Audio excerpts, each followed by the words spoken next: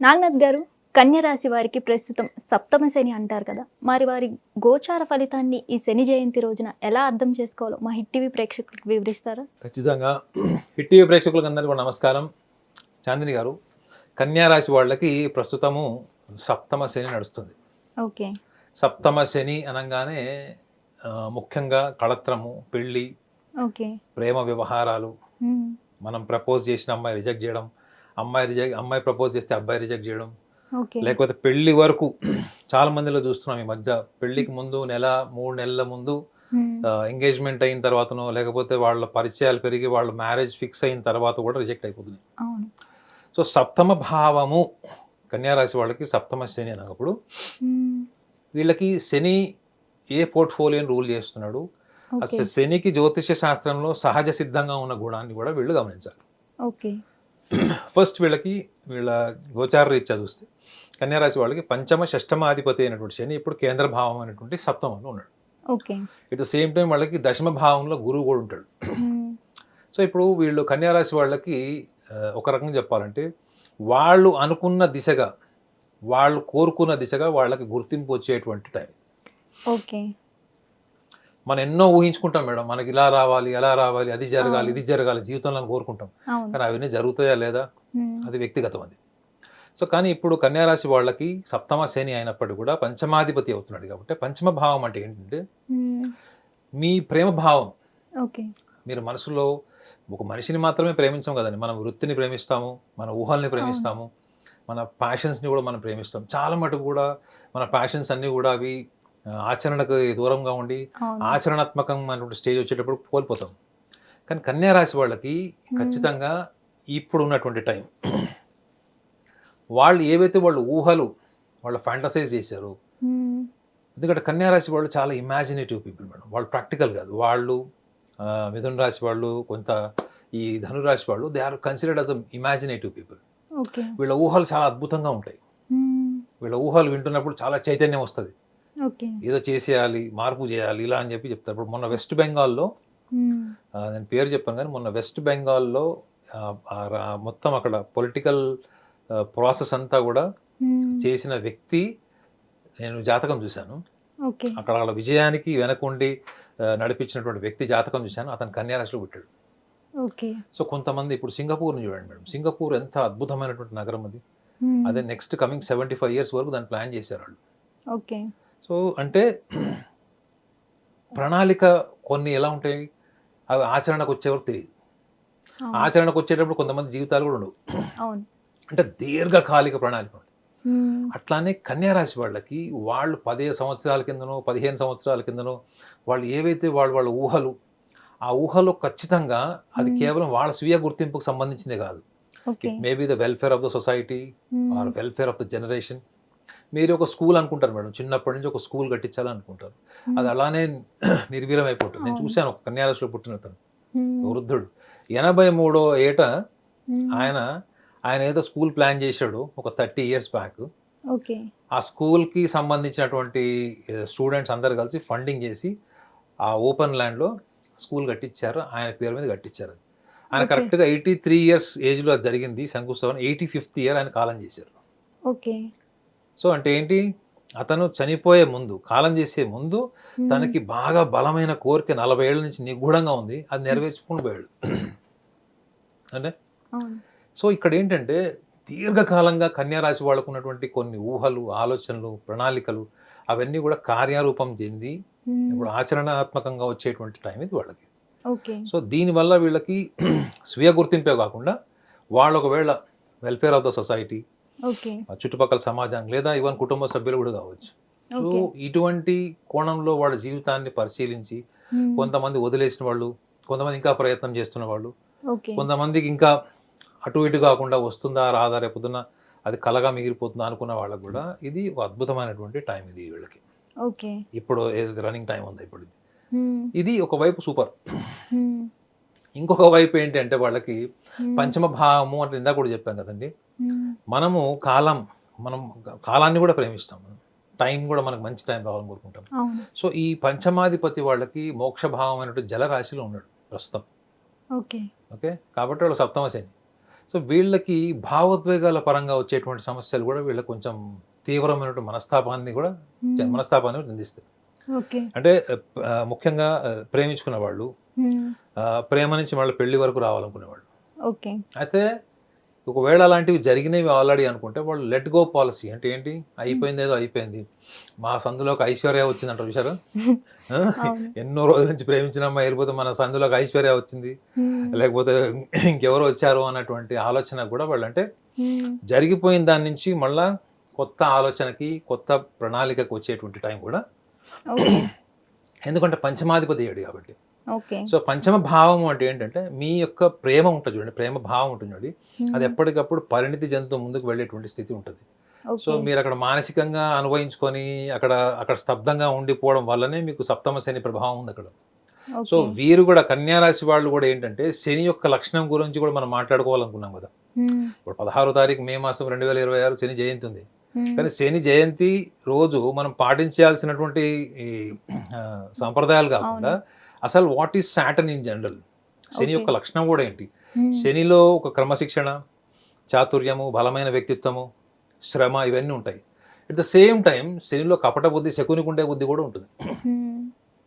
అంటే ఎంత కపట బుద్ధినైనా ప్రయత్నించి చేసి ఎదుటి వాళ్ళ యొక్క తెలివితేటలను కూడా తనకు అనుగుణంగా వాడుకొని తనకంటూ ఒక గుర్తింపు దంచుకోవడంలో అపారమైన స్వార్థం కూడా మీకు శనికి ఉంటుంది. మీరు ఎక్కడైనా వినుంటారో లేదు తెలియదు కానీ శని ఫస్ట్ నేను తర్వాతనే ఎవరన్నా అనే గుణం కూడా శనికి ఉంటుంది.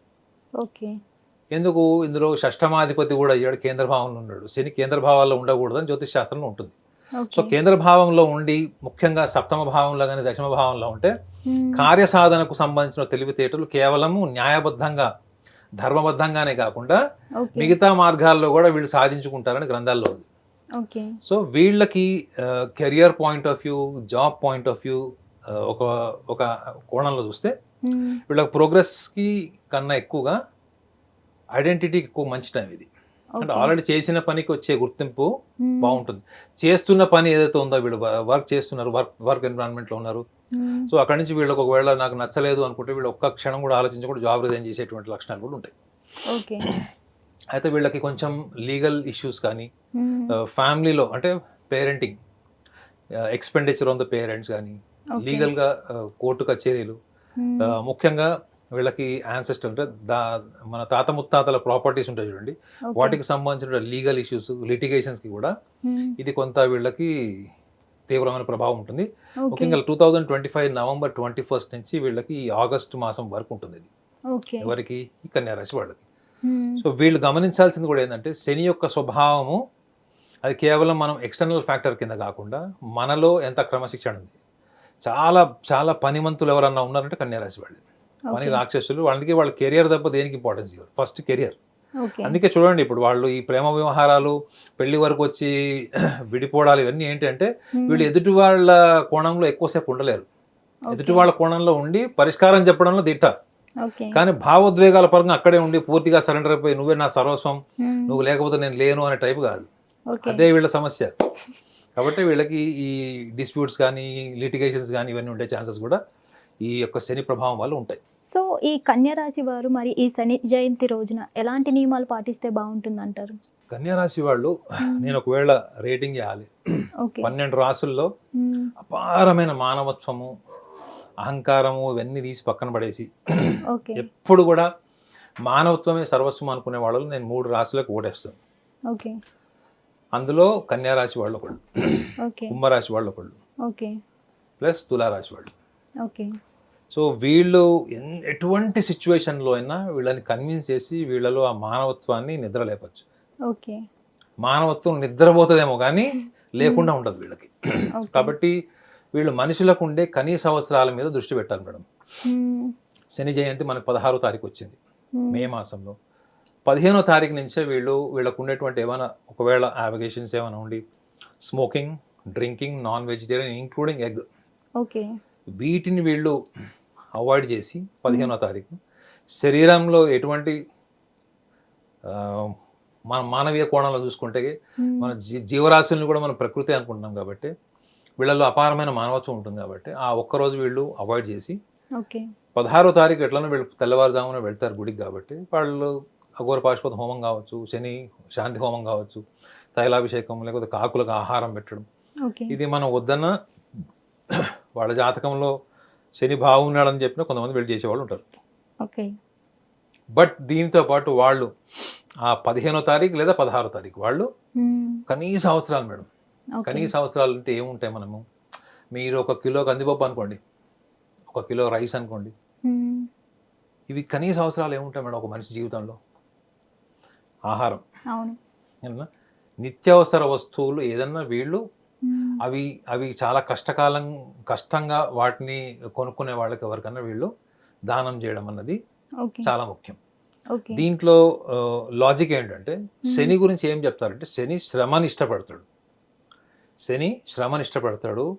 ఆ శ్రమలో కూడా నిబద్ధత, కమిట్మెంట్ ఉండాలి, యాంత్రికంగా చేయకూడదు. Plus at the same time మీరు ఎంత వర్క్ నుంచి ఎంత రిజల్ట్ వచ్చినా మీరు అంత సింపుల్గా ఉండడానికి ఇష్టపడతాడు శని. అది శని గుణం. అది రవికి పూర్తిగా ఆపోజిట్. రవి తండ్రి, మళ్ళీ శని కొడుకు.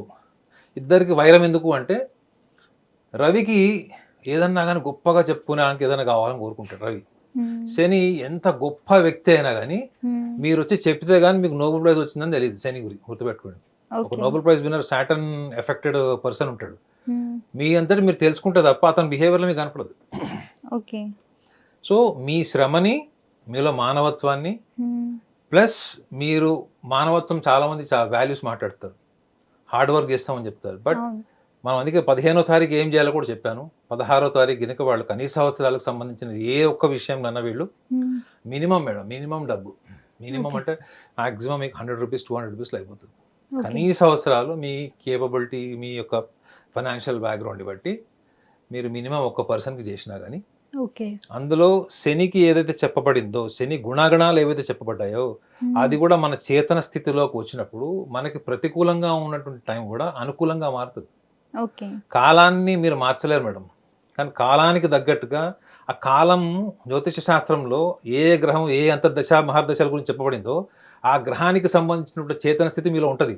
దాన్ని మీరు ఎన్హాన్స్ చేసుకోవడమే జ్ఞానం.